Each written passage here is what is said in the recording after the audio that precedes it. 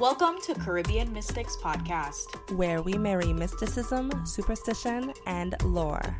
I'm your host, Paulina. And I'm your host, Gabrielle, and we are your resident Caribbean Mystics. Join us today as we explore the depths of real supernatural stories told by real people located right in our very own backyard.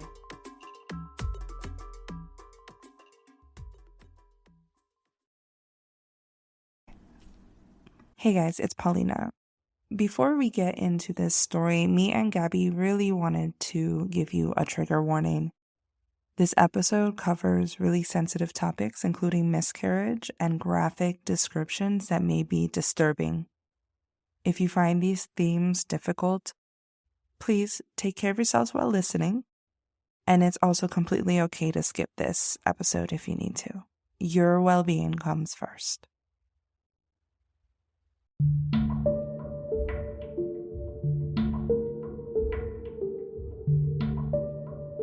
In this gripping season finale, we meet Crystal, a young girl navigating life in a traditional Caribbean household, bound by her grandparents' Obeah traditions. One night, when clients arrive seeking help with infertility, Crystal is drawn into a chilling family ritual that takes a dark turn. She faces a pivotal choice that challenges her loyalty to family traditions.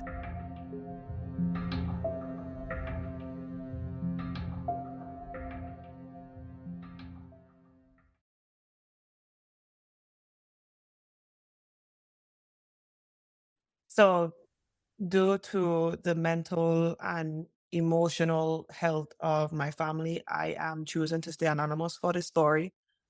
So let's just say my name is Crystal.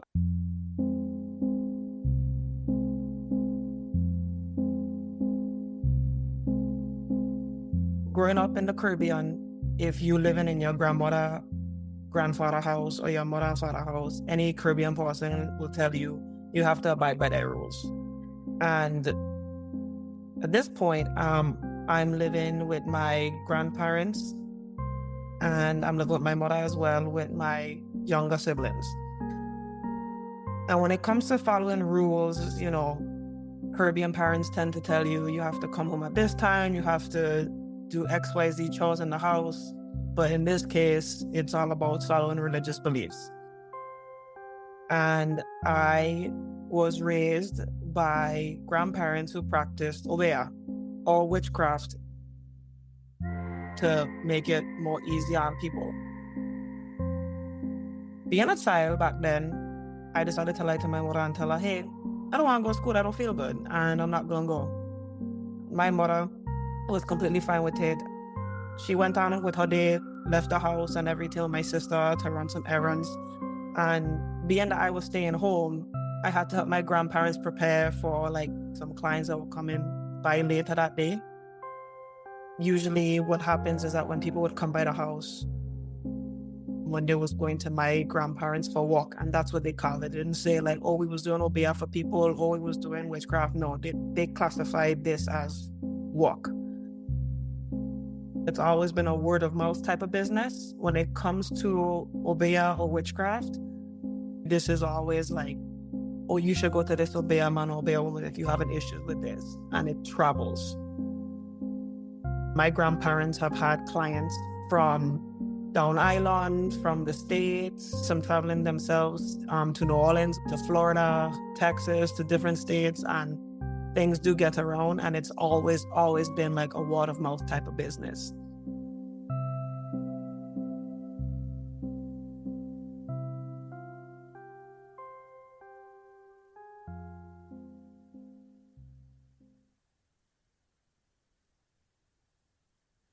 When people would be coming over to their house for walk, I would help them clean up the house, do any residual stuff that they needed to be done.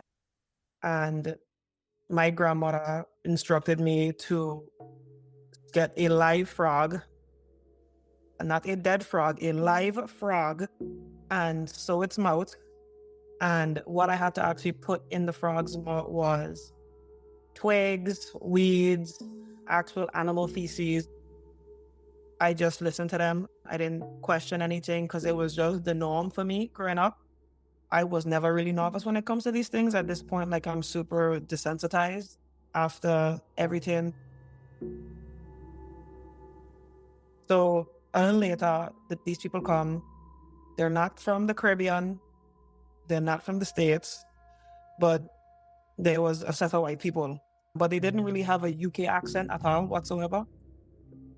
This is actually really confusing because these people, they don't know anything about witchcraft. I'm with the air quotes because it was a very serious matter of what was going on. They came in, they had fertility issues. They brought on medical documentation stating, like, we shouldn't have any issues actually conceiving a child. So it was the husband, the wife, the husband's parents, and then the wife's parents. So in-laws and everybody is there. I've already offered them drinks, however. And so my part in all of this is to just sit down and actually pay attention, be seen and not heard.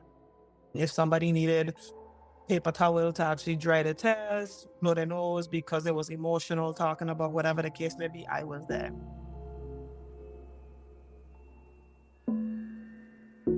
They're talking to my grandparents about the issues, and my grandparents had this really weird gift where it's like you could tell them about your entire life story without them even asking a question. They could just sit down and say, hey, well, tell me what's going on.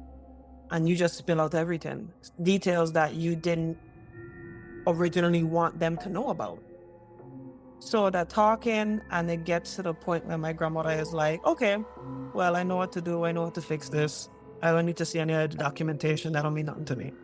So my grandfather starts to take like this basin of water, and he starts washing everybody's hands and feet. And then the last person that he does it to is the young wife, who is actually the person in question here, because she's the one who has to be able to carry the child. So after all the hand and foot washing happens, my grandmother tells her to drink something. And this drink had different oils and even had some cascarilla in it. My grandmother warned her, hey, in a few minutes, you are going to feel some pain. You're going to be feeling some miscarriage pains. But, that's just completely normal. It is what it is. After she drank it, after the foot washing, my grandmother took the young wife and the husband into her little room.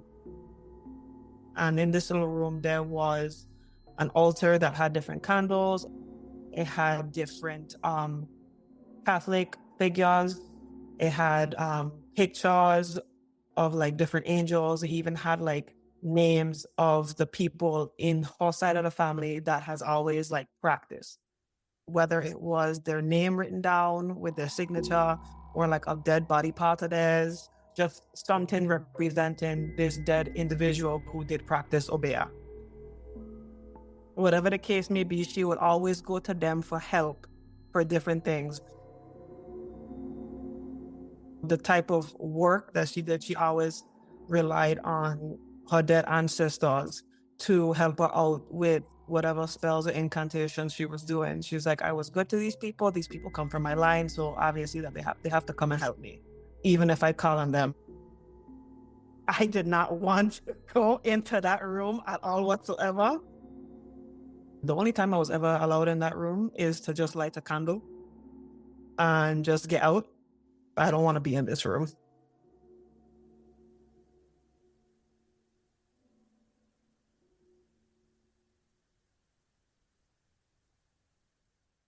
So they're in that room talking about whatever. And my grandfather is talking to the in-laws. But I noticed that he is actually just focusing mainly on the young man's mother, majority of the time. Now, everybody's talking, everybody's getting an equal share in speeches. But I noticed that he just keeps looking at this woman. They come out of the little room, my grandmother and the young husband and wife, and everybody's talking like nothing. I'm kind of zoning out at this point in the conversation because they're just talking about different topics that I have no interest in. Then the woman starts to get some pains. She starts cramping. She starts having miscarriage pains, like what my grandmother and my grandfather was explaining to her. And so it's getting worse. Her husband's trying to comfort her. Everybody around her is trying to comfort her.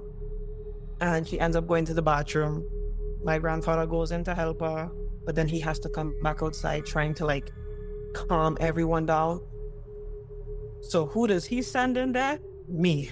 Do I want to go in there? No. And going back to the beginning of this story, you have to abide by these people's rules because you are in their house and this is not fun.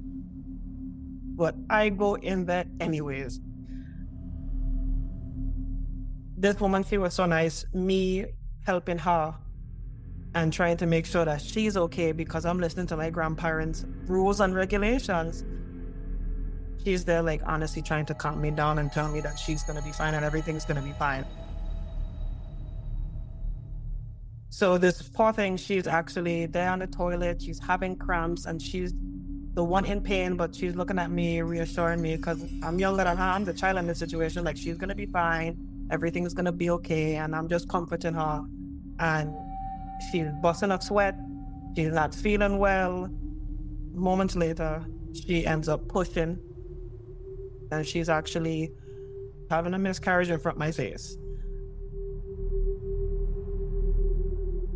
I'm at this point a little worried, a little scared, but I've seen my mom have a miscarriage, so I wasn't too worried. She was pushing for like a few minutes and I heard like a huge plop in the toilet. But unfortunately, she didn't get any type of relief. She was just in a lot of pain and she was bleeding a lot. My grandmother came in, made sure that she was okay, and then she helped her up off of the toilet. I'm just making sure that my grandmother and this lady is like, they're okay, because my grandmother, she can't take a lot of weight on her. So she goes into the shower with my grandmother so that they can throw the same basin of water that they was using to wash everybody's hands and feet on top of her, along with oils and other stuff. And at this point, I'm like, okay, she's fine, grandma's fine. What did I really see? I turned around, and when I opened the toilet bowl and actually looked at this thing that came out of this woman's body,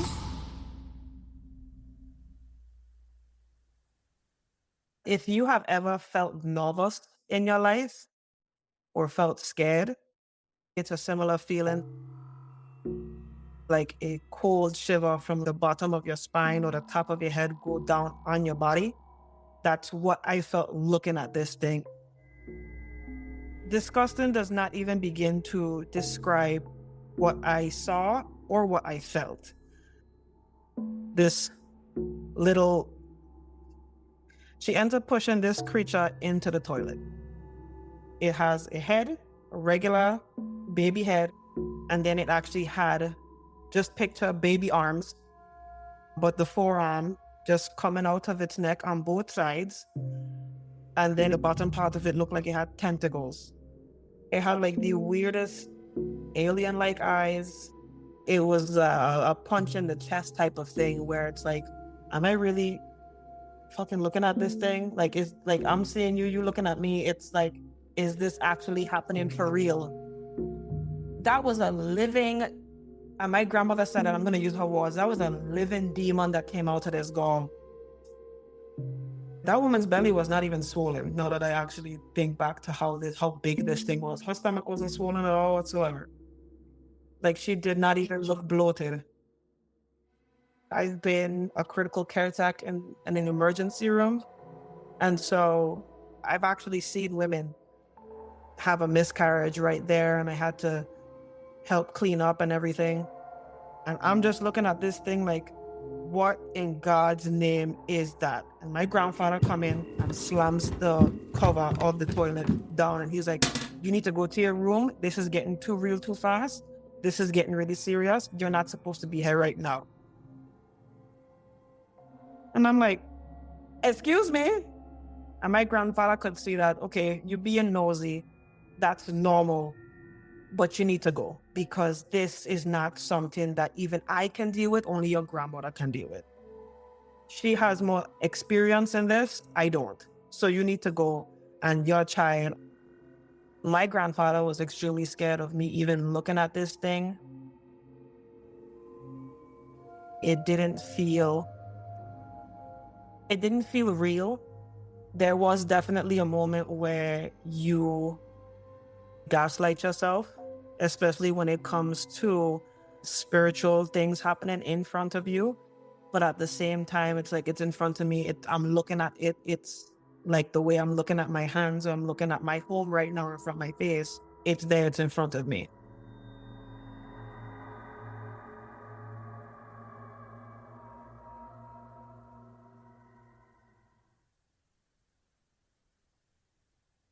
I'm trying to make my way out of the living room, listening to my grandfather telling me to leave.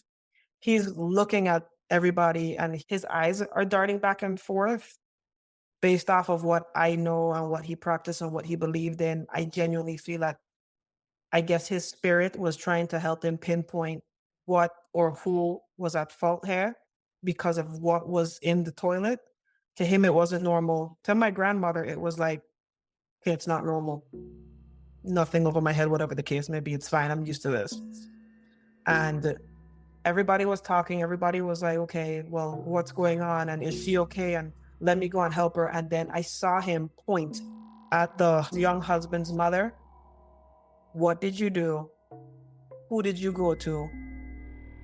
What did they say? What did they give her? And he was asking a bunch of questions. And she's just there like, huh? And then everybody's looking at her at this point, and her husband is like, again, excuse my language, bitch, excuse me? Like, what is he talking about? And she's like, oh, I don't know. And he's like, yes, you do. And he started reading her, telling her, you went to someone and they gave this young lady something to drink and something to rub on her body and something to put on her stomach. And he was reading her like a book. Because with my grandparents, the way that they did their work, you have to give them 100% of the details. Like, why are you here? What's the reason? What have you done prior to coming to us to get this done? We need to have a whole clear picture. And because they didn't have a clear picture, I do feel it could have been 100% avoided. It was pretty clear that she did not want that poor girl and her son to actually like have children, or she had like maybe a vendetta against this poor girl, whatever the case may be. It's something that I would say like a lot of women go through, but this was definitely one of those extreme cases where it's like, oh, here I am helping my daughter-in-law, and it's like, I really don't care for her life. Now, I finally and eventually left to go to my room, and I end up closing my door. My grandparents are dealing with the whole situation outside, dealing with the family.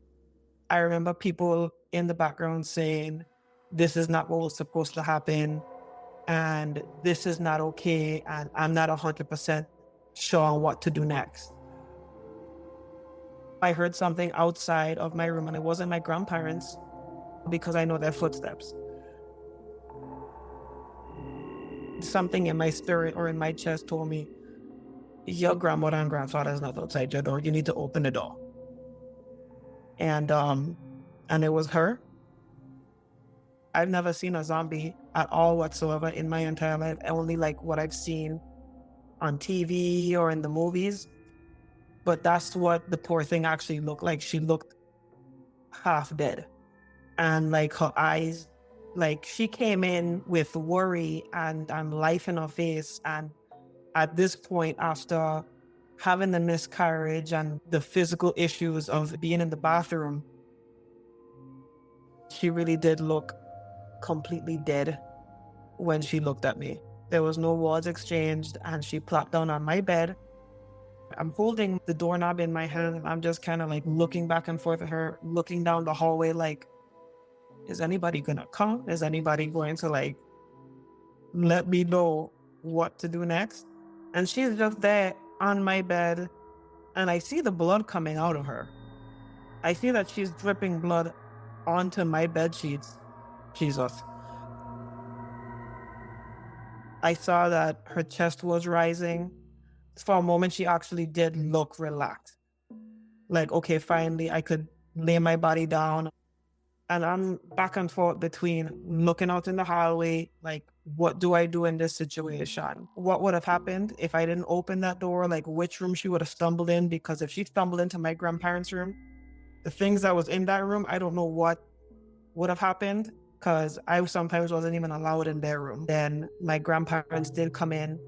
She actually gained enough energy to get up in the bed and sit up.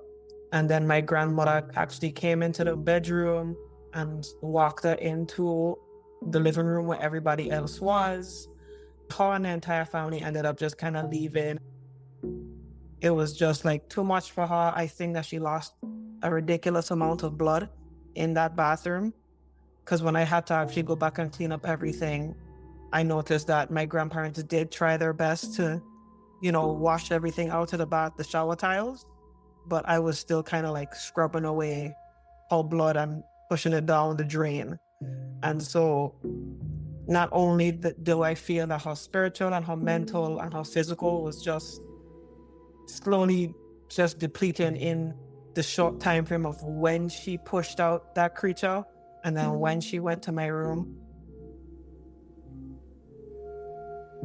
After I cleaned everything, they went in there and they had a candle that was rubbed down in holy water, and they actually had it lit in the bathroom. With my room, they didn't want me to really go in my room for like a few hours. And so I kind of just was between the porch and the living room for a majority of the day. They did take away all my sheets, made sure that there was new rugs, new sheets, new everything.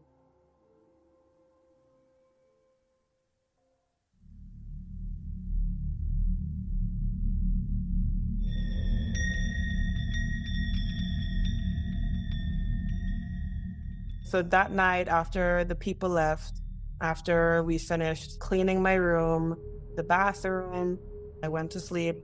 I had a nightmare about the same thing that I saw in the toilet. And for the past 2 days, I was having nightmares. In the dreams that I was having, this creature was crawling all over the house and making baby sounds.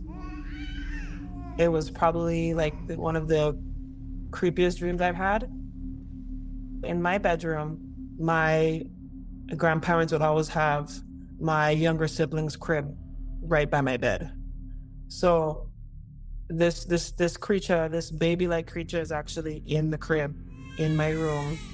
And other parts of the dream was where it would just be crawling in regular spaces where my younger siblings were crawling when they were babies.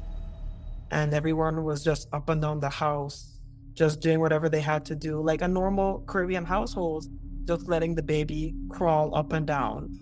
And the baby wasn't paying any mind to anybody. It was just doing its own thing. I wasn't acknowledging the baby, but I kind of knew that the baby was right there, like as if it was normal. Like wherever the baby is crawling is just a normal thing. And it was only on the second day where I got up in the middle of the night and I'm like, so I'm having these dreams. Anybody want to like define this for me or like fix this up for me? I don't want to have this dream anymore. I mentioned to my grandparents, hey, so I'm seeing this thing in my head when I'm sleeping. I don't like it.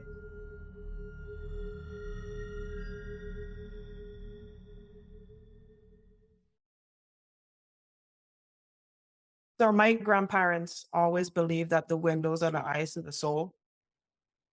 But my grandmother always felt that if you do come in contact with something malevolent, something demonic, something as bad as what was in that toilet or what came out of that woman, she's like, I have to clean. And her version of cleaning was the same way that anybody would actually fix a candle in Santeria. It's like getting one of those little white candles that you'll see at the supermarket writing something on it, rub it from the person's head to the bottom of their feet. Once it hits their feet, you don't have to rub anyplace else. She would put holy water on it, and then she would actually burn the candle in her room. Depending on how the candle burned, she would know whether the job was complete or if she needed to do something more.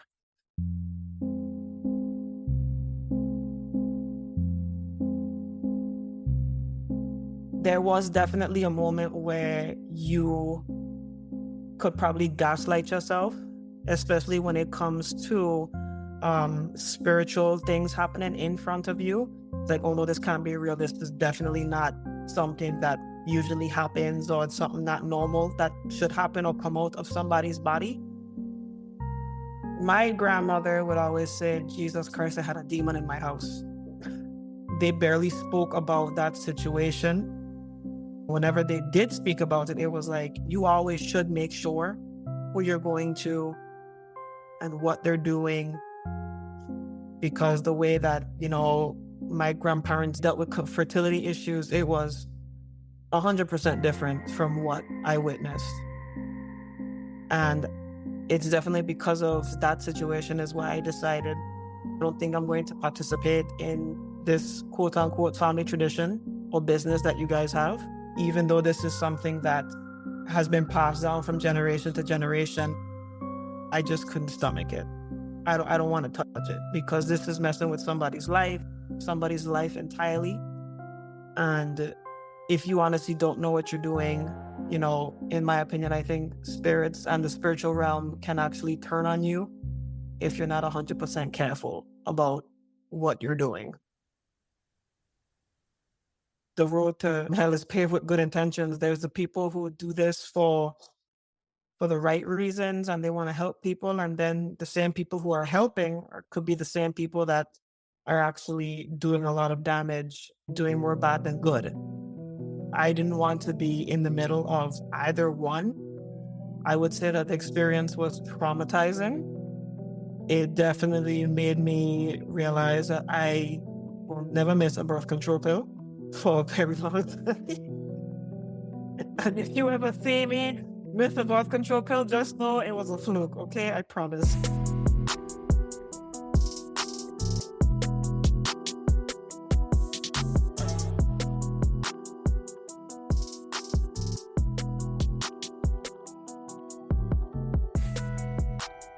Well, this is a lot to unpack. Yeah. Hi everyone. Hi.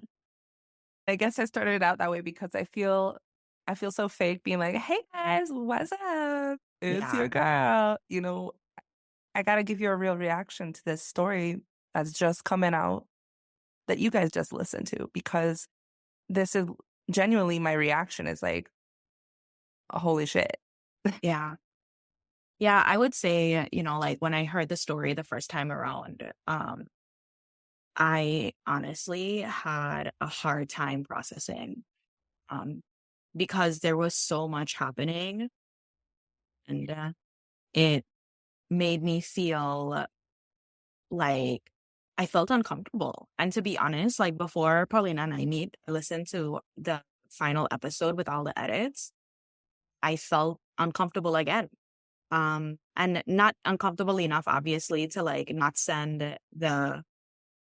post, the story, because I think that this is really important. And if we're going to be people that are stewarding conversations around like Caribbean spirituality and, the paranormal and the occult, I think that we can't be cherry pickers. Uncomfortable. Yeah. Yeah. Yeah. We have to. And there was a lot here.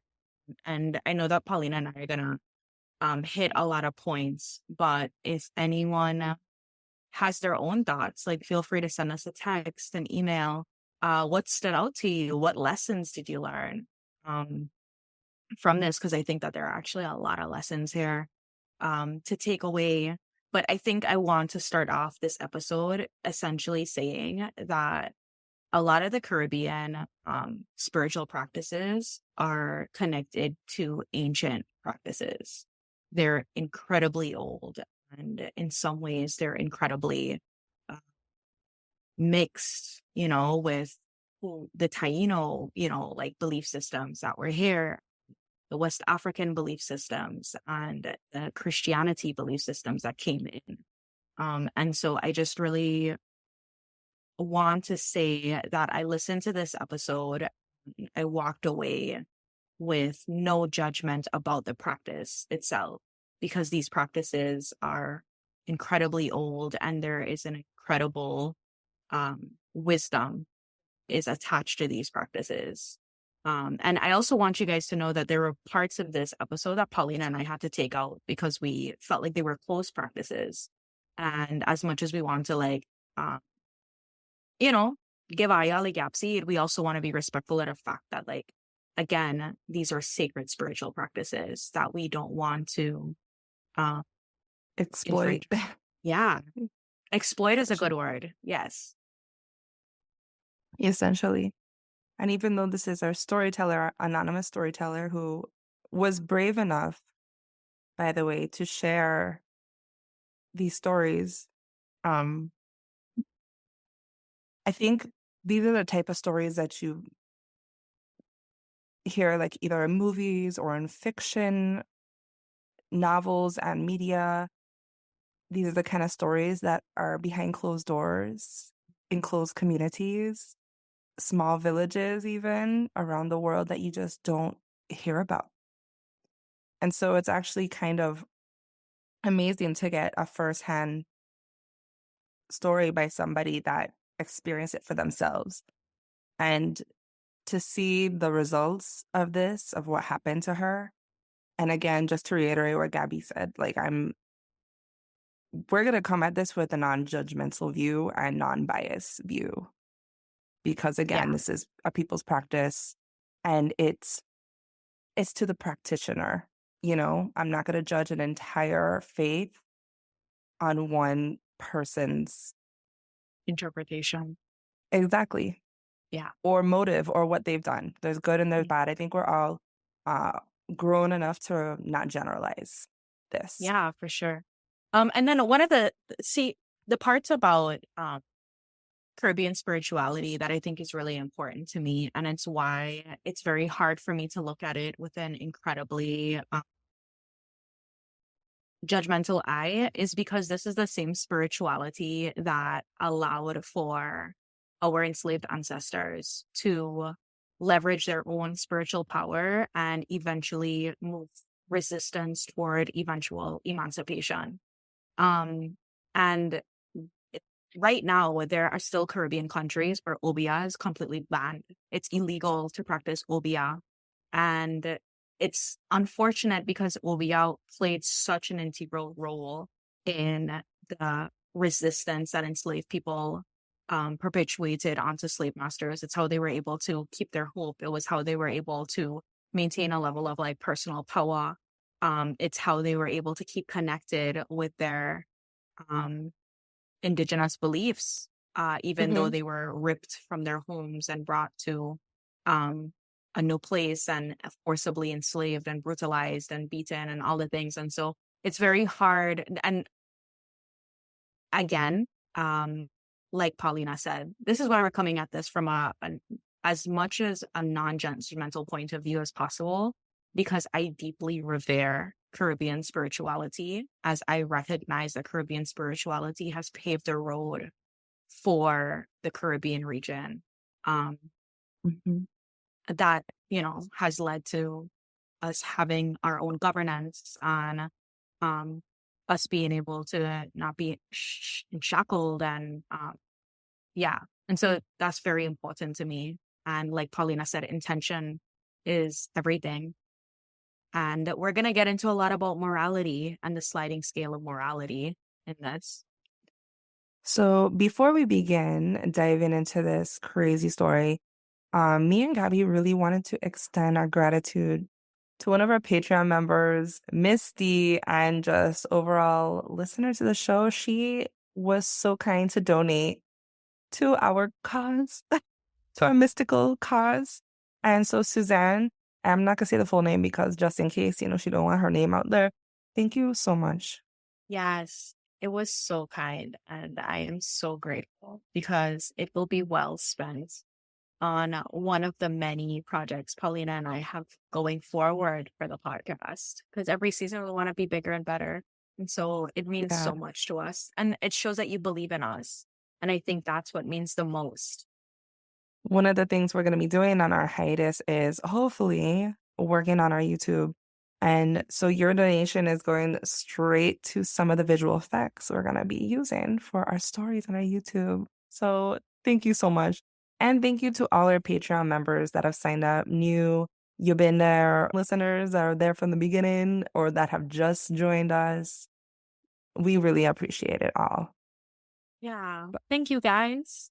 Yes. All right, so let's continue with this story. But let's start at the beginning, shall we? Um, she talks about growing up in this traditional Caribbean household where you have to abide by the rules of your family. And in this case, the rules are around their religious and spiritual practice, the practice of Obeah. And for those that don't know what Obeah is, from what Gabby already explained, it's a religious practice or faith, spirituality that's based in a combination of multiple religions. It draws its elements from African religion and also reinterprets and Africanizes Christian practices. Some regions of the Caribbean even have elements of indigenous and South Indian religions that have been incorporated with it. And it's been described as kind of what Gabby explained already, a magical art of resistance because it gave its practitioners and those that sought out its aid as a sense of empowerment in the face of oppression. So it's usually stood to follow two different types of paths, right? The path of the supernatural, which is usually casting spells, warding off evil, conjuring luck, wealth, protection of oneself and others. And back in the day, colonists recognized this path as extremely threatening to the control of enslaved people, given that this supernatural power was often wielded in the name of retaliation for violence against enslaved Africans. The second path of Obeah was medical authority that was used with certain plants and animal products to heal illness. This set of knowledge is actually influenced by indigenous Caribbeans who had a deep knowledge of medicinal nature of the flora and fauna in the Caribbean. So this aspect of Obeah was seen a little less threatening than the supernatural one. But as evident in the European writings back in like the 18th, 19th century, it was a subject of mockery and ridicule among European writers. Yeah. I've heard of instances, I feel like Obeah get a bad rap because people will be like, oh yeah, like maybe somebody will be on you or this, that, and the other. And essentially the practitioner they get to choose if they want to fulfill somebody's intention. But if they decide to leave judgment to God, and if you come in because you want to, take a Mm-hmm. man from his wife or something malicious, he'll do it understanding that the karma belongs to you. Or he may heal a child from cancer, Mm-hmm. like he may help a family who's facing bankruptcy, to help them generate more wealth. So it's one of those things where it's a matter. I think the real crux and foundation of Caribbean mystics is intention. Everything boils down to like intentionality.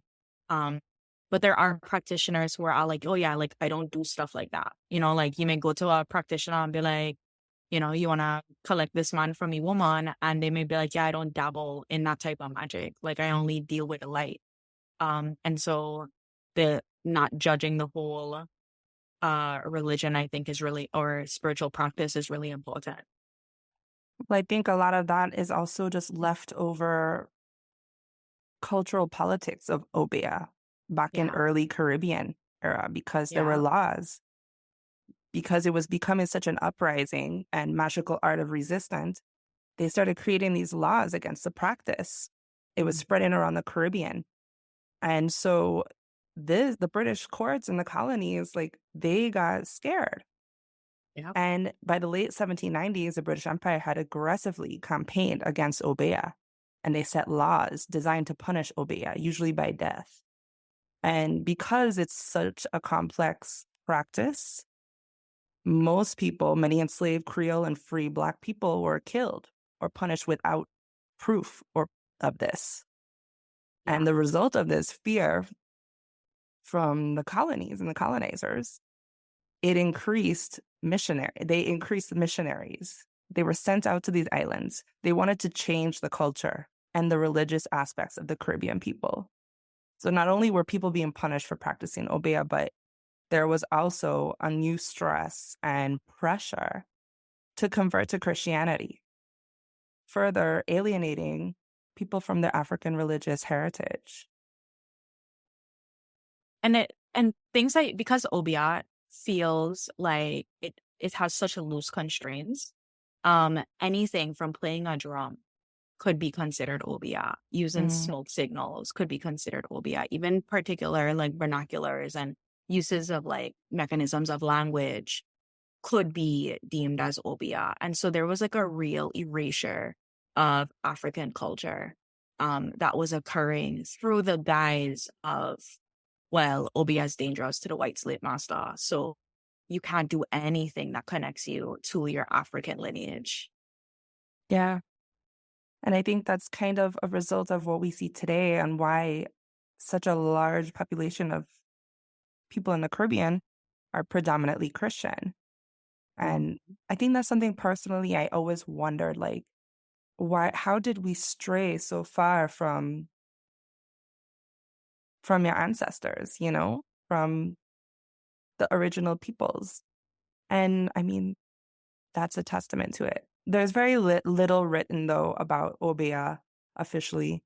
And for obvious reasons, the people in power back then had power, and I'm sure they had power when it came to publicizing like media publications. And nor did these people have the means to write down the history of their practice. So one of the most undermined and most important parts of gaining the knowledge of this history was oral tradition. The way that these people would know about Obeah and their ancestors and their culture was through the stories that their grandmother told them, their great-grandmother, their mother, their father, and passed down over time. So I thought it was kind of a cool full circle coming around to the digital age of where we're telling these stories now. I was just thinking about it. I was just like, and here we are, Caribbean mystics, trying Yeah. to encapsulate the stories. I'm gonna cry. Yeah, but this Yeah. is why storytelling is so important in our region of the world. Um, because there is an active resistance that comes by way of storytelling. And it's where the passage of wisdom has occurred for us, even in the medicinal uses. And I know you mentioned that so many of the people in the Caribbean region are Christian, and they are. But I think that there are a lot of people who are Christian and don't even know that they practice an elements of Obeah still. And I think that in and of itself is kind of beautiful, the way that the practice continues to live, It even when it isn't survived. consciously. Yeah. Yeah. Like there's so much like things that we do here in the region that are so tied to our culture, like carnival and masquerading. It's definitely like a ritual and ceremony. The We don't view it. Mokojumbi, I would Yeah. just research. I just did a Yeah. video about that too, and bush baths we were just talking Yeah. about, and Yeah, and people still heavily lean on those and still consider themselves Christians, and I think that that's fine. Like Mhm. spirituality, I think, is highly individual and unique to every person, or at least in my opinion, it should be. But as much as people, I think, turn away at the notion of Obeah, a lot of people don't realize that they also practice it. It just they don't call Mhm. it what it is. I Um, think you're right. yeah, it's just yeah. But moving on within the story is, I think, one of the first jarring things that came up for me was the conversation around the frog and how Mhm. she had to like sew the frog's mouth shut. And initially I was grossed out, to be honest, because frogs creep me out. But I really wanted to understand the spiritual significance of frogs, especially since this is a story about fertility. And frogs in various cultures around the world have been connected to fertility. And so it made perfect sense that it were frogs It was a frog that was used in this ceremony. Um, in places like South America. And the reason I bring this up is because we have a South American influence by way of the indigenous people, right? Because the belief is that they came from South America up through Trinidad, the ABC Islands, made their way up the Windward Islands, and then eventually came to the Leeward Islands and then the Western Caribbean. But is a practice in South America just to speak about the healing properties of a frog. And it's called Cambo.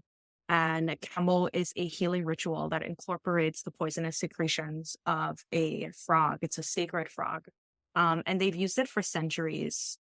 It causes a range of unpleasant side effects, but it supports the healing of so many ailments, including unexplained infertility, arthritis, cancers. The frog essentially secretes a substance when its defense mechanism is enacted, and it's intended to subdue or kill animals. But humans have been able to um, retrieve the substance that the frog excretes and then use it in this like sacred practice. Uh, for centuries, it's been used to like cleanse the body by strengthening the natural defenses and ward off bad luck. It is also believed to increase stamina. Shamans and naturopathic practitioners use it for the cleansing the body of toxins and treating health conditions. And I mentioned a few, but like Alzheimer's is one of them, chronic pain, depression, diabetes, HIV. And I literally heard last week, I was talking to somebody at my job, and they were telling me that they know of a lady who had cancer and she was slated to die. She did 5 rounds of Campbell. And when she went for her next scans to see where the mets were, she had none. And her cancer had completely disappeared. Wow. Yeah. And so there are instances where people have really real benefits from going through this Campbell ceremony. It's what I researched is quite painful. It's like a 30-minute ordeal of vomiting and nausea and dizziness, and it's by no means pleasurable. Do you trip at all? Like those hallucinogenic toads? And is I this the got them. same substance or different? I know the substance you're talking about. It's similar. Okay. So there are various toads that are used in some of these practices. Cambo is one. And I can't remember the name of the other one, but the other one is actually really popular. A lot of people are actually leaning toward frog medicine, um, to have these psychedelic experiences because it's believed that they purify the psyche and spiritual. It helps to induce spiritual awakening or further someone's spiritual awakening. Um, I Got can't you. I can't remember the other one, but anyway, it's irrelevant, I guess, to the story. But with the frog made perfect sense, in reference to how the frog is used. And I was not able to find, because again, this feels very much like a closed practice. I wasn't able to find the significance of closing the frog's mouth. But I wondered if it was a almost closing of the cervix, if that makes sense. We find out later on in the story that there's this thing sitting inside. I wonder if the frog symbolized the womb, and sewing the frog's mouth shut was the cervix excreting what came out, what we know eventually came out of it, and then the sewing up of the frog was essentially the cervix closing back and closing its portal, because our womb space is a portal. And when we think about spiritual warfare, especially against women, the womb is going to be one of the most vulnerable and most potent ways, I think, of affecting a woman. And so you'll find that oftentimes when spiritual warfare is enacted against women, the womb space is the first thing that's affected. And one of the things that I think is really important is there is a healer that I know who works specifically with the womb space. And I was asking her, illnesses that happen in the womb space when we're talking about cancers and endometriosis and fibroids, what do you think energetically that may be about? And essentially she was just I think that when we don't take up space in our womb, we allow other things to take up space in our womb. taking up space in your room could look like, moving through emotions in a healthy way, not stuffing things down, opening your throat chakra and allowing you to speak boundaries out loud, working on healing anything generational that you came into the world with, because your womb space is also your connection to your lineage. And so, yeah, I know I'm kind of going off on a few different All good. pieces here, but I think the womb space connection is really important because it's literally where women, in my opinion, are most affected energetically, but also when people are trying to hurt women, that is the place that is oftentimes the most affected. Mm-hmm. And it's such a cliche image of like sewing a frog's mouth, witchcraft. I think of a lot of like grim fairy tales Yeah. and English and German texts where like these witches and wizards use a frog. It's like I was almost like, is this for real? Like Yeah. it really Actually, like it they actually use it. I just I wish did. I knew one where she got a damn frog. This is And why she I just want had to do a one. second interview. This is why I want to do a second interview with her. Be like, did you have to like catch this frog? And then two, what did the grandmother do with the frog? Because we never got the full scoop. But again, we're talking maybe of a closed practice, and we're not really supposed to know. So we could Yeah, also leave it at that. correct.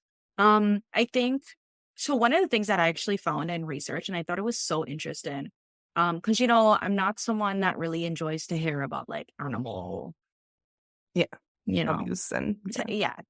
Um, sacrifice. but there are instances in the Caribbean where it's like commonplace. Like there are some places in the Caribbean where there are communities that believe that in order to purify land that you've just purchased or you're building a house on, you have to spill the blood of a goat. And so people will go and like slit the throats of a goat on the land in order to purify it. And so this isn't the first time that I've heard of instances where animals are used in spiritual practices. And so decided to do a little bit of research on that. And I saw that blood is one of the most potent spiritual tools. And in lieu of human sacrifice, animal sacrifice is the next best way to get the closest essence of spiritness because it's blood that's just run. Well, remember like a few episodes back where we talked about, forgot what it was, but I was talking about how we were talking about how spirits utilize energy Mm. sources. Like they'll drain up your batteries, your cameras will go out, the lights will blow out. And then in some extreme cases with the supernatural paranormal, people will get sick and they're usually blood diseases. And we were saying, and I was saying how like blood is a form of energy that we have. And this is just really eerie because you're kind of mingling the two together now. Yeah. No, for sure. I think it creates a potency. I also think it's the same reason why you'll find that a lot of human remains are used in ritual, in lieu of like sacrificing a person. You kind of use the body when they've passed.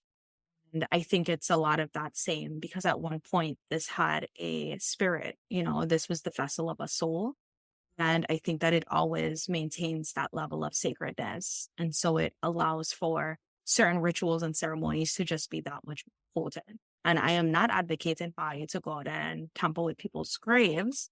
Because I also think that if you don't know what you're doing, um, and then there's a lot of conversation around like consent and like what special parameters are put in place in an instance like that. Like if you come from a family of people that practice this line of magic, and I have a grandmother who was like, yeah, when I gone, you could take my femur bone and, mash it up and do what you See, want, yeah, like, speaking of the body parts that were in yeah, that little room that she had there, like correct. extra creepy vibes, right? But I mean, if you think about it, it's not too uncommon for us to kind of take a little um I don't want to say trophy, but like a little remembrance of a family member, like a Mm, lock of hair from your child. And like yeah. I know I have both my Teeth. child's baby hair. Teeth. Yeah. Why do I like to keep teeth? Like I Oh my wanted gosh, my that makes wisdom teeth, I'm damn it. actually so yeah, I'm so happy you're saying this because I was just like, oh, like that's kind of creepy. But now I remember that I kept my dog's baby teeth, and I don't know why, because when am I gonna use them again? What is But that that? Why makes do we have this and name yeah. this? In Victorian eras, and I thought this was so fascinating, but weird. You guys, I'm showing my weird side. They used to do hair art. So they would take the Mm. hair, like a lover would take her hair, all these loose strands that would come out, and create these like intricate, beautiful art pieces. And they're still funneling around today. They're like dispersing around the US and wherever they did it. And people will find these vintage pieces of hair art and they're worth like an extreme amount of money nowadays. But I thought it was kind of cool and creepy. I'm gonna make one for Spencer and be like, I love you. You Yeah. know, I'll also say, and I think this is to take away, I think, some of uh,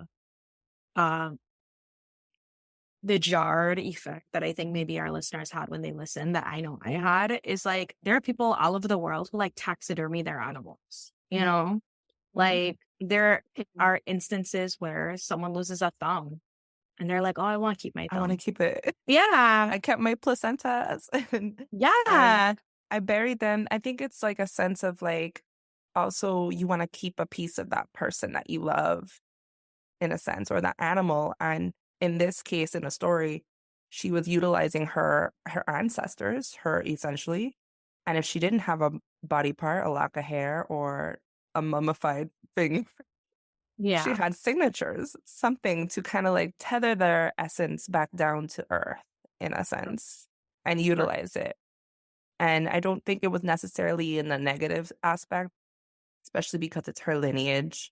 And I'm sure they were like, yes, you can take my body part. I give you permission. Yeah. But then I think of other aspects where, for example, when I was like researching this, and I'm sure some of you have already heard this before, but there's parts around the world where they hunt down and search for people with albinism. Over the past 10 years, more than 600 attacks on children and adults with albinism have been reported in 28 countries. And these attacks include the hacking of body parts from persons with albinism, alive or dead, to bring them to so-called witch doctors and practitioners of traditional medicine to make potions, amulets, or charms thought to bring good luck and wealth or to end somebody's life.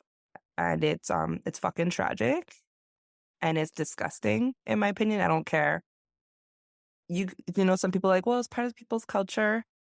I don't care. Just because it's someone's culture doesn't mean that like it's right. There are boundaries that we can have as people, and we don't have to resort on the excuse of like it's cultural. Not everything cultural should be celebrated.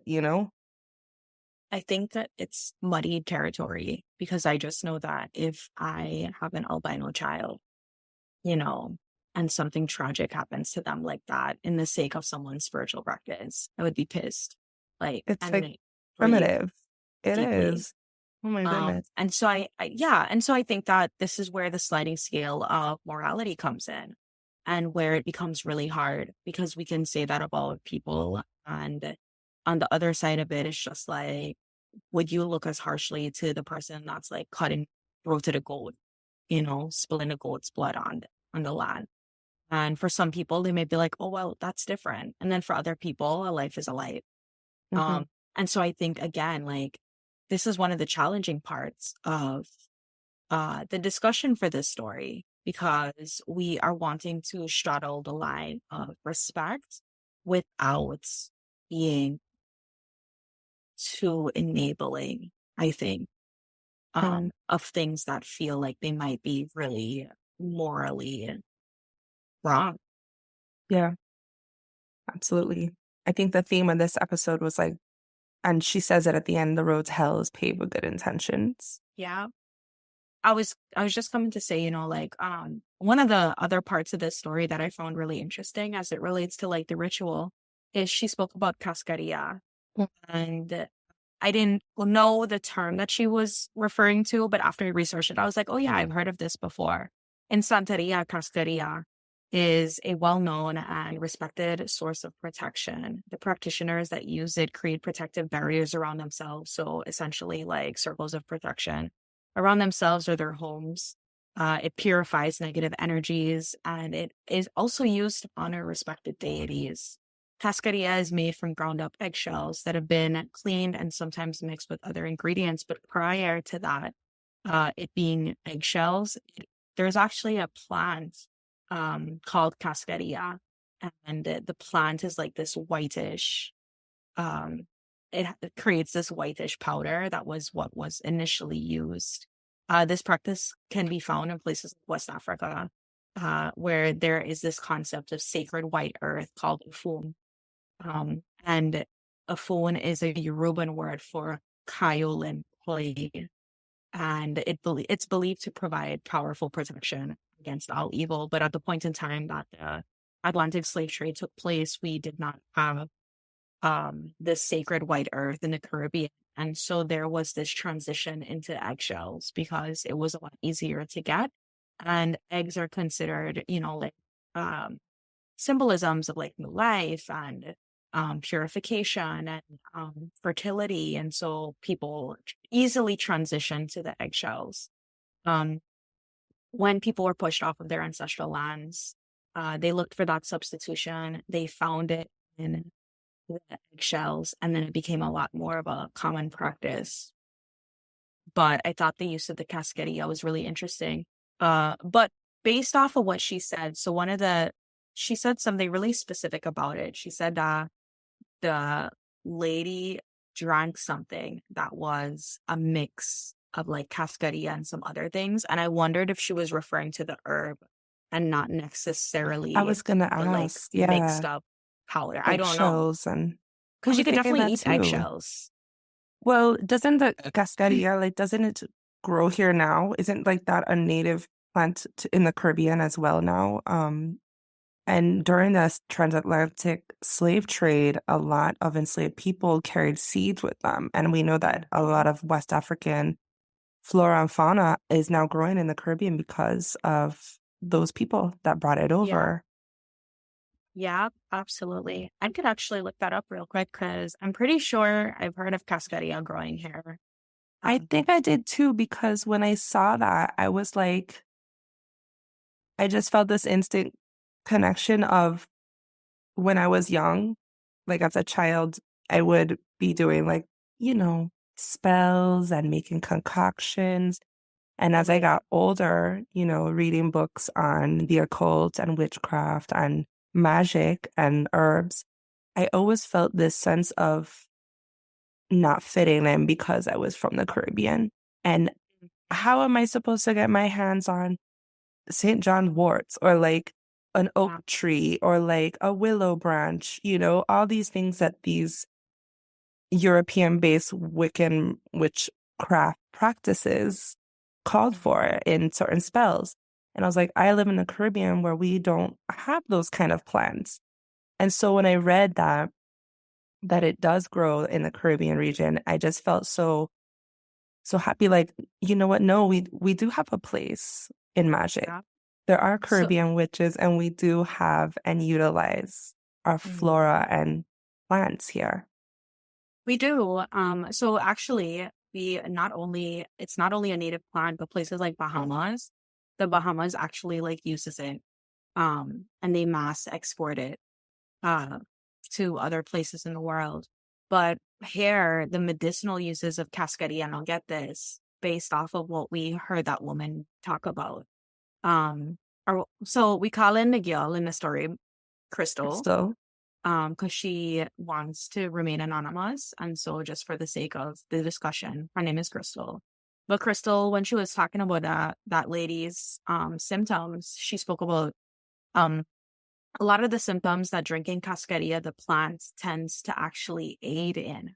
So it's supposed to help with digestive problems, digestion, yeah, diarrhea, vomiting. Um, abdominal pains, and yeah.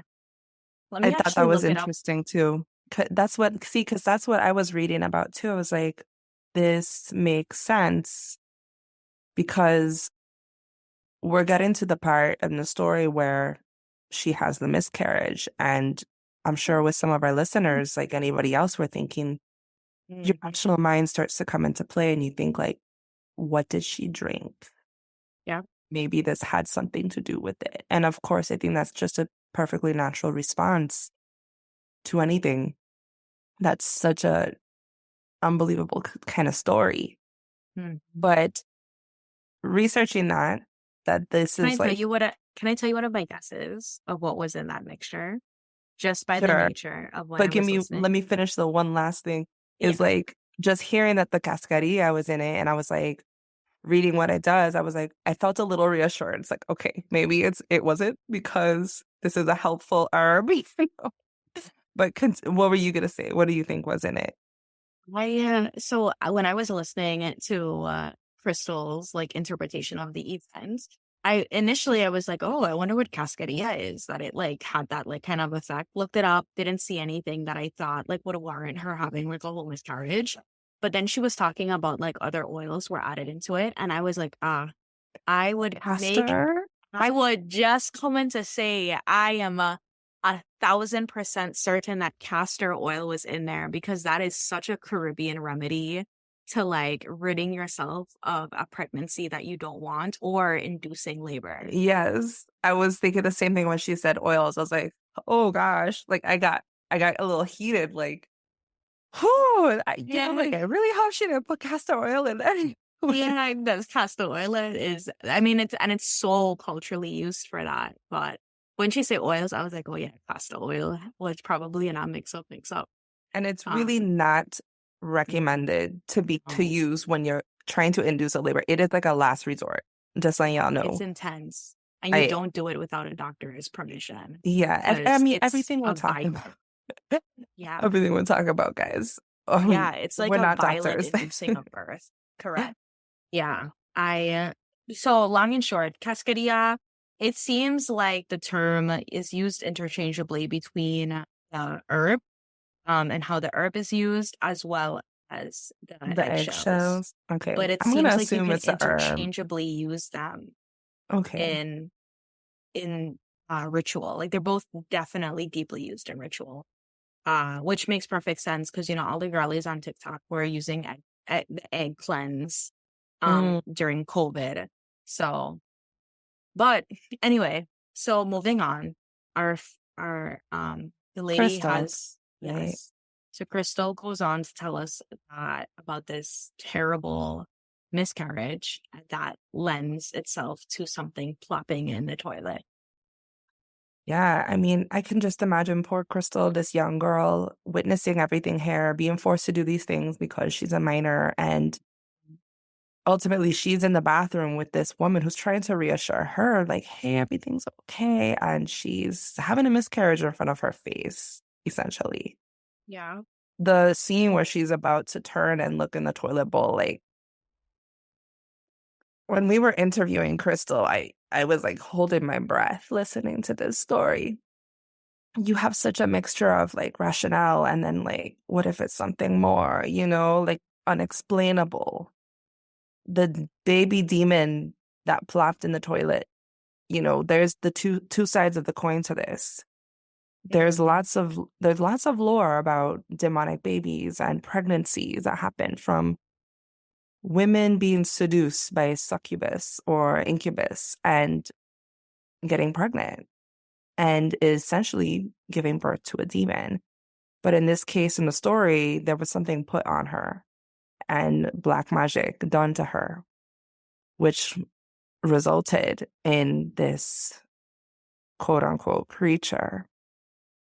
Um, For sure. And, I went to a friend of mine who has seen a lot in her life, and is very well versed on the spiritual side of things. And I was telling her the story, and she recounted a story back to me that on another Caribbean island, there was an instance where that she had heard of two different instances where she heard of women having a similar experience where they have a miscarriage to what is described as an entity. It does not, it has half human qualities, but then it has half um, undiscernible qualities about it. And when they're born, they're alive. And they're kind of like looking and engaging, with people, obviously not having conversations, but there's like a registry of like, seeing you. Acknowledgement. Yeah. Just like Um, Crystal's story. yeah, I know. So she told me this one of the stories she told that I thought was really interesting because it included an element of this story is she was telling me that she knew of someone that went to support a miscarriage that was happening in a very remote village. And when the girl miscarried, this entity that the doctors had told her essentially, you're not pregnant, we're not picking anything up on an ultrasound, we don't know why your belly continues to get bigger. She ended up going to go see this medicine person, and the medicine person was like, oh no, there's definitely something inside of you because I can see it moving, but it's not a baby. Anyway, they induce a miscarriage. She essentially gives birth to this like creature that is very unhuman. And then after that, frogs started coming out of her vagina and black tar. This lady saw this happen? Yeah, black tar started coming out. And so essentially the reason I bring that up is because when I heard this story, I was like, oh my gosh, this is really crazy. This is like the Moby Dick of like stories. And then when I spoke to my friend, she's like, no, Gil, I've heard of that happening at least twice. And she recounted two stories to me. And she recounted that one, and I thought it was interesting because it included the frogs. Mm-hmm. But it, like I said, I think that there are things that we can't explain that happen. Um, and for us hearing it for the first time, we're like, oh my gosh, this sounds so insane. But this could be commonplace for people. Yeah. It's those stories like we were saying in the beginning, you don't hear about behind closed doors and in small Mm-hmm. villages and communities Mm-hmm. where this is kind of a norm.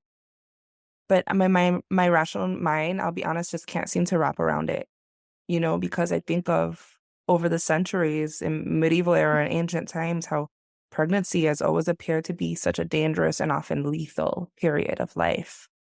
There were many diseases that would threaten it, both the mother and child, and so many complications that could happen that I feel like a lot of the folklore and stories that have come up with demon babies and possession and devils stem from this fear and sometimes guilt and of the loss of a child.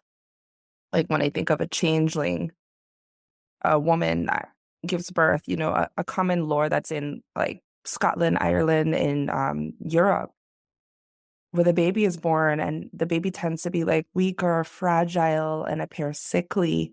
And they are convinced that it's not their baby. This is a changeling. The fairies stole my baby and replaced it with this creature. So they would go to like a fairy hill and put the baby there to give it back to the fairies. And in exchange, the fairies were supposed to come back and bring the real baby back. And the baby would be healthy and brand new and live a long, prosperous life. But this was also kind of what some people suspect as a coping mechanism to deal with infant loss. Another thing is I was researching about if there's any Caribbean folklore about babies, demonic babies, being born. And the only one I could really find is an Indo-Caribbean folklore. And it's a demonic newborn child. It's called a rakas. Sorry for my pronunciation. But a rakas. Expectant parents would have been warned of this evil. The rakas may resemble a rat, monkey, or frog. Just like this awful looking thing. They might have a tail. And then there's stories that depict them being born into seemingly normal human bodies, but with strange eyes, staring eyes, and boneless, rubbery arms and legs. They gain strength after they were born, and they leap out of the arms of their parents and they climb onto the roof of the home, squealing. And then upon reaching the roof, the rakas will disappear, triggering the death of an immediate family member. At a time when most Indian women were having home births, it was the job of the shamin, the midwife, to murder the demon child by strangling it or crushing it with a grinding stone. Once the corpse has been disposed of, the shamin, the midwife, does not record the birth of the rakas. If she fails to kill the child, it will try to take the lives of both parents. After a couple of days, the rakas will pass away from natural causes. The birth of this entity is believed to be the product of bad karma in the family's lineage or black magic that was cast on the mother. I think it's interesting how it's the midwife's duty to kill this thing. And then on the other side of the coin, but like you were saying, I don't know, but my rational mind, again, I can't help but go to what are some of what if this was just a fetus that she didn't know she was pregnant, she wasn't showing, and she had a miscarriage induced maybe by what she drank, and it had a really rare disease, and when I started researching diseases, like what could possibly translate as a deformity where it's just a baby head with arms and tentacles. The thing that I could find the closest, and I am not a doctor or a nurse or in the medical field, which, by the way, I thought was really interesting that Crystal was in the medical field and she's seen these before and she swears like this is unnatural. So I definitely take her word for it. But I found something called amniotic band syndrome. And it can occur when the inner layer of the placenta, called the amnion, is damaged during pregnancy. If this happens, thin strands of tissue form inside the amnion, and these fiber-like bands tangle around the developing fetus, restricting blood flow and affecting the growth of certain body parts. And it can cause congenital deformities of the limbs, and in some cases, the strands can tangle so tightly around the limbs of a fetus that they amputate them.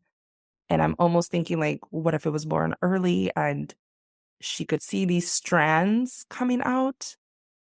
And then the second one I found that I thought is something called anencephaly. Anencephaly. It's a birth defect, a congenital disorder where a baby is born without parts of their brain and skull.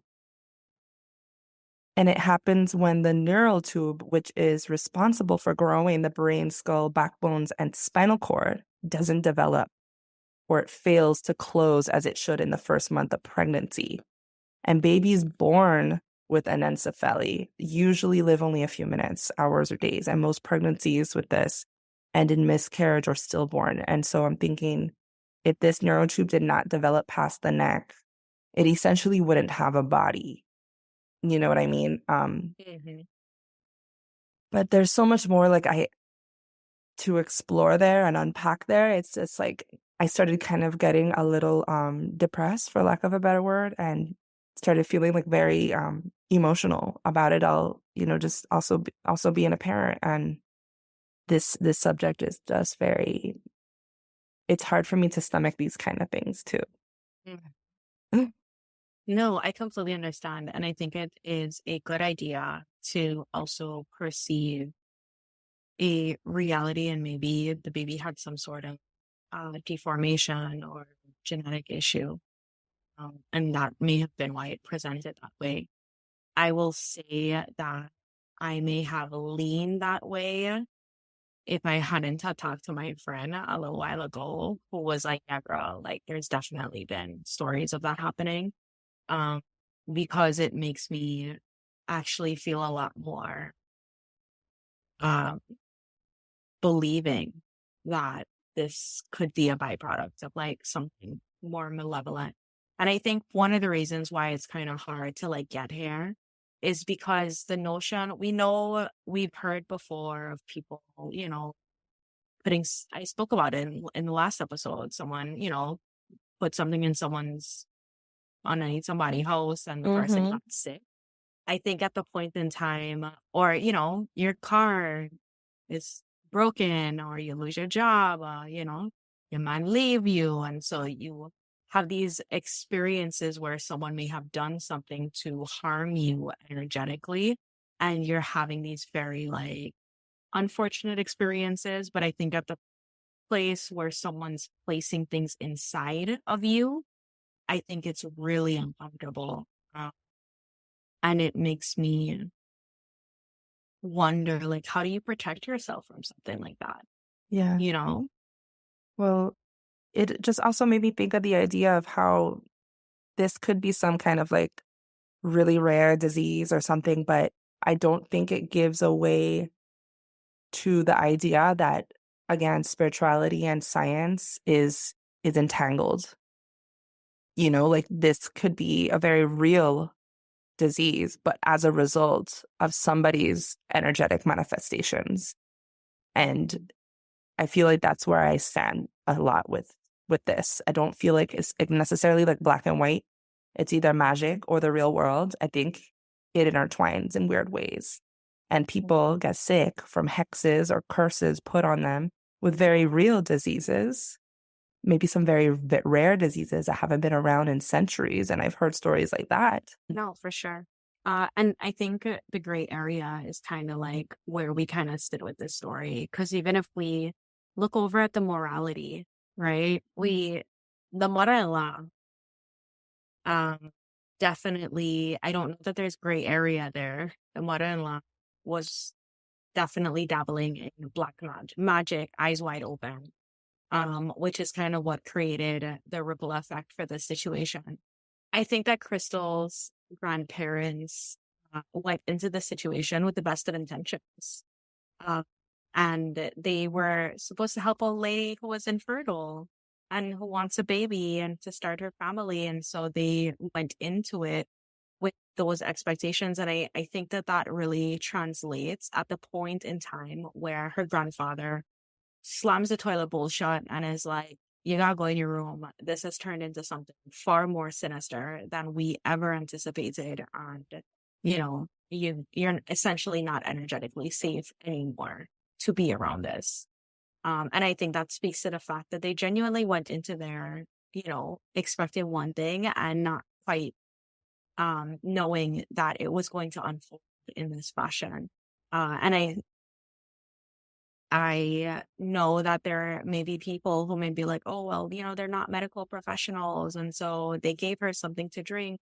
But she also went there knowing that they weren't medical professionals. She knew that she was going there for magic and And ritual. apparently this isn't the first time Yeah. that they've gone for help like this. Yeah. But they brought medical documents. Like, let's remember in the beginning, she did all the tests. She brought paperwork to prove like, hey, nothing's wrong with me. And I'm sure during all that testing, they did pregnancy tests, sonograms, everything to make sure. So that's the other aspect. Yeah.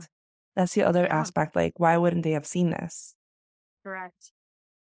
Yeah, absolutely. And so I think that sometimes we end up in a gray area when it comes to these type of conversations where I think all of us could agree to mother-in-law, she fucked up. But the rest of it, I could see how it could be the slippery slope of things just going wrong and then wronger as the And story continues. And ultimately, it led to their family's demise. Meaning, what I mean by that is like the end of the bloodline, the Obeah bloodline, because this left her traumatized, where she's like, I don't want to continue this tradition anymore. I don't want to pass it down. And it stops with Crystal. Yeah. She doesn't want to be in the gray area. She doesn't. And I respect that so much because it's just like, Ew. I don't know that I want that responsibility. Yeah. And Amongst the family pressure too, I can imagine. Like, I can imagine they didn't take it exactly okay, like. yeah. And also, I thought where you were going with this, you were talking about the demise of the other family, the couple, and like, how do you sit down with your mother-in-law, at Christmas dinner, knowing that she put a hex on you, like I think that's why we kind of come to this discussion a little bit somber than we normally do, because I don't know that there are any silver linings in this story. I don't know either. I have so much sympathy for that woman, like an enormous amount of sympathy and just like sadness, for real, honestly. Yeah. Yeah. And as someone that relates to like wanting a child, I sympathize heavily with, the lady just really wanted her family, wanting to have a baby. Cause it's just like when you've been trying for years I could imagine, because that's certainly not where I'm at. I haven't been trying that long. But when you've been trying for years and you've done all the tests and there is no discernible information, you spend so much money because fertility treatments is thousands of dollars. It's just like I could understand how someone could turn to the magic and wanting some sort of like reprieve and miracle. And I really, really am curious as to where these people are from.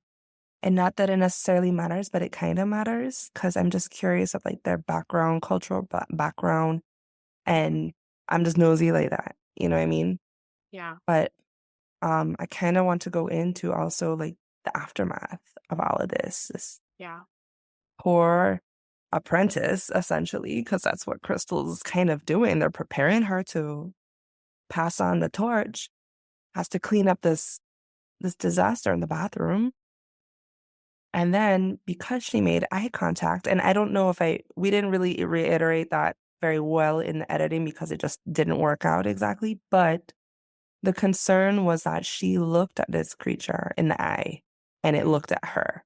It was alive. It was looking her dead in the eye. And they had this weird connection, this moment.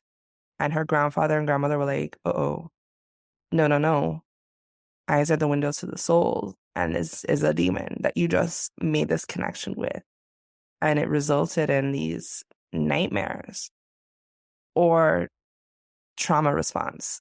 Honestly, it could go either way from there because I would have nightmares if I saw something like that as well. For sure. Me too. And I think that, um, with the eyes or the windows to the soul thing, I believe that 100% when we watch those like scary movies and stuff, or even if you've listened to other episodes of Caribbean Mystics, there is this constant theme where people don't want to, they know an entity is in the room and they don't want to face the entity because they just know that something bad is going to happen. And it's that same notion where it's just like you make eye contact and it's almost like a permission, even though it wasn't intentional. So, but I would say it's probably a mixture of sis made an emotional connection with the demon, and also um she was also traumatized, so much so that she walked away from the family business. So nightmares kind of feel um really, they kind of make sense to me. They seem like where it would obviously go. But I actually really appreciate the way that her grandmother cleansed her after with the candle.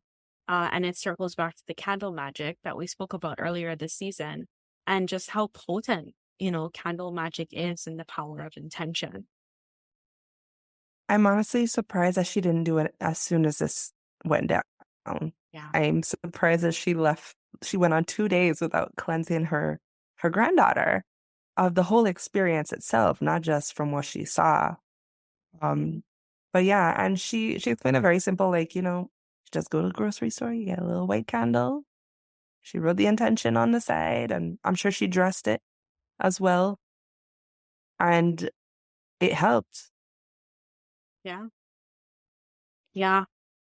Well, guys, this was probably one of the most I would say like controversial, taboo, controversial, sensitive. yeah, stories that we've gotten. But when we got it, it felt really important to share it, like, because again, we can't talk about uplifting Caribbean culture and storytelling, and we don't want to include as much of Mhm. that as possible. And this is someone's real lived experience. This is what they not only dealt with in one experience, but their entire childhood was filled with experiences like this. You may be hearing from Crystal again because she definitely told us that she has quite a bit of stories. And she was such a joy to be able to record with. She was very open and very honest. And she was a really great storyteller in general. So that was super helpful. Um, and I think this was the perfect story to end our season with, especially on Samhain, Halloween, Day of the Dead, Mhm. or the day before Day of the Dead, because it is very ancestral and it feels very important. So we will be back for one more episode next week, just where Paulina and I, go through the season. Send us some questions that you might have. Send us about some of the storytellers you may want to get updates on that we've had on the show, and that's for all 3 seasons. Um, and yeah, stay tuned. We'll put some stuff up on Patreon this week. But after this week, Paulina and I are gonna take a Patreon break for a month. Don't unsubscribe, because we'll be back, but we do need a little bit of time to like rest because we've been racing to get this season out. This Patreon is going to be more of the conversation that we had with Crystal, because she goes on to talk a bit more about her family history. And honestly, it's quite fascinating. She goes into details about her grandmother's little room and exactly what's in there. You know, she talks about like all these signatures on the walls and how they were for her families.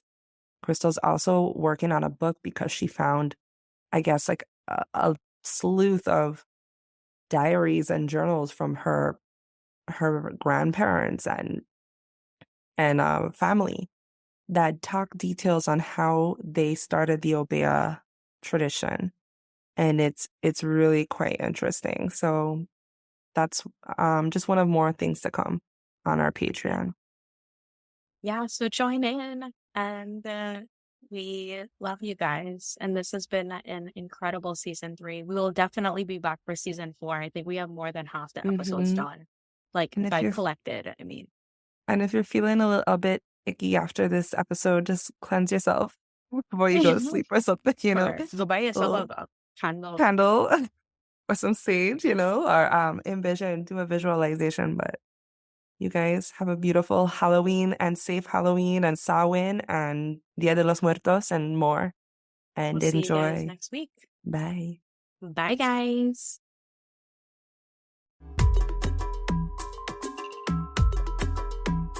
Thank you for listening to Caribbean Mystics Podcast. If you enjoyed the show, don't forget to share with your family and friends. Like, follow, and subscribe to keep up with all of our spooky Caribbean content. Do you have a story you'd like to share that took place in the Caribbean? Email us at caribbeanmysticspodcast@gmail.com. That's caribbeanmysticspodcast@gmail.com. Or check the show notes for more info. Caribbean Mystics is created and hosted by Paulina Creaky and Gabrielle Carrard. Theme song is Folktale Juve Rhythm by Umi Marcano.